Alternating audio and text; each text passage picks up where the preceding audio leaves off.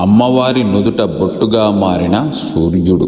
ప్రకాశం జిల్లా గిద్దలూరు పట్టణంలోని అభయాంజనేయ స్వామి ఆలయంలో భవానీ దీక్షదారులు ఏర్పాటు చేసుకున్నటువంటి అమ్మవారి విగ్రహంపై ఆదివారం సూర్య భగవానుడు ప్రత్యక్షమయ్యాడు.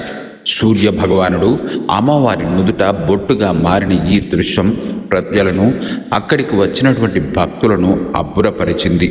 ఆలయంలో అమ్మవారి నుదుట బొట్టు ఉన్నటువంటి ఈ సూర్యుడి దృశ్యాన్ని చూసేందుకు ఎగబడ్డారు.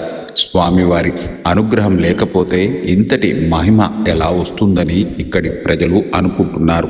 అమ్మవారి యొక్క నుదుట సింధూరంగా మారినటువంటి సూర్య భగవానుడు అది ఆదివారం పూట ఇలా రావడం పట్ల భక్తులు హర్షం వ్యక్తం చేస్తున్నారు. భక్తి తత్వం, భక్తి పట్ల ప్రజల్లో నమ్మకం ఏర్పడిందని ఇక్కడి పురోహితులు చెబుతున్నారు.